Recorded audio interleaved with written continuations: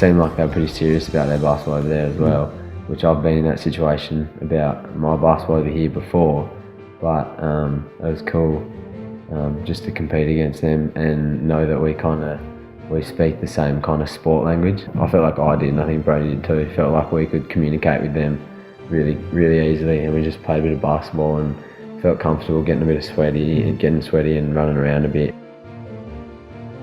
It was fun to try to match up against them and just to see their game and see that they did play a lot like we did. Yeah, even though they're a lot taller. Yeah.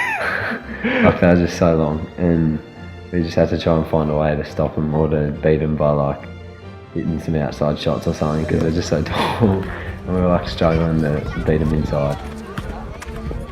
Definitely gave us a connection as well with those guys straight away.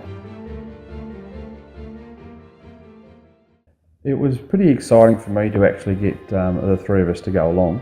I was not actually expecting Nell to say yes, but to have all of us say yes, this is what we are to do, and to go along together. And then once we had this little child sitting on our knees, and was shared between the both of us in one of the church services while we were there, it was pretty exciting to see the connection that started to grow.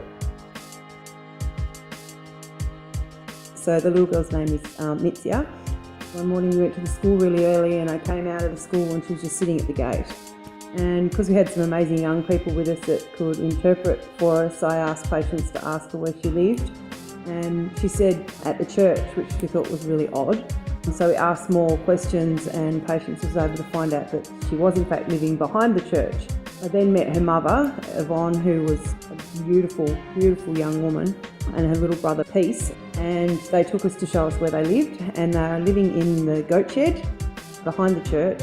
The church had let them stay there because they had nowhere to live. So they put the goats somewhere else and let them sleep in the goat shed. And then I thought, I'll go and get them some clothes from the orphanage and take them back. So one of the other local girls that was travelling with us, Karen, she came with me, and we took the clothes back and just began to talk to her more and find out, you know, where she'd come from. She'd come from another province and didn't have a husband anymore and was living there.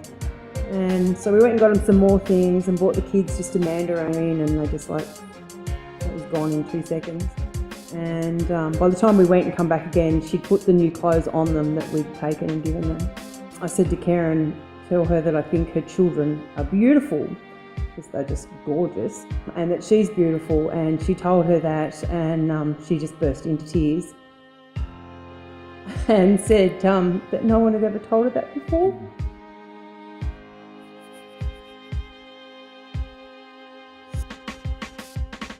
Because she was an orphan as well. I guess that kind of, you just see the gravity of the situation in the country, and that it's decades old. It was a tough reality, but that is their reality. And they smiled and laughed and ate the mandarins and put the blanket on the ground that we gave them, and were happy for us to come and see their little house in the goat sheds. I love you. I love you. We've decided that we actually want to support Yvonne and Mitya and Peace in a financial way, at least for a period of time.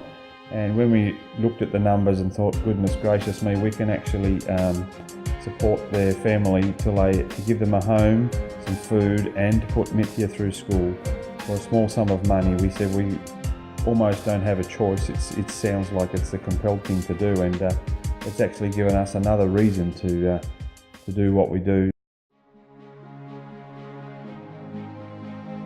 So we went down to this farming land and came across a little boy's father who told us his little son was really unwell, basically being treated in hospitals that didn't tell him how to care for his son at home post this, and he was really struggling financially with medical supplies and that sort of thing. So this little man, his name's Jackson. He is an 18-month-old on the brink of death.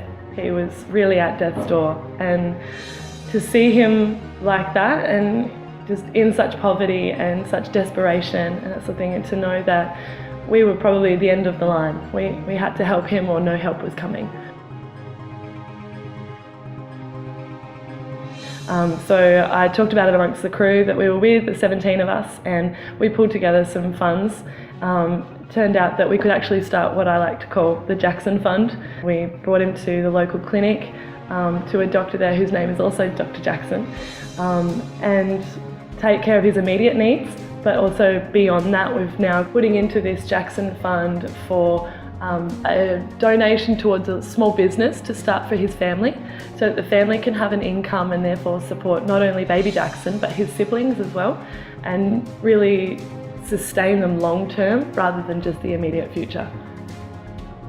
Being able to stay in contact with him and watch him grow is something I'm so looking forward to. So in Africa I became who I am now, and it's not the same person I was before I left, and for that I'm so thankful. Being in Africa has changed my world, has changed my focus for how I do life, and it will impact me for years and years to come.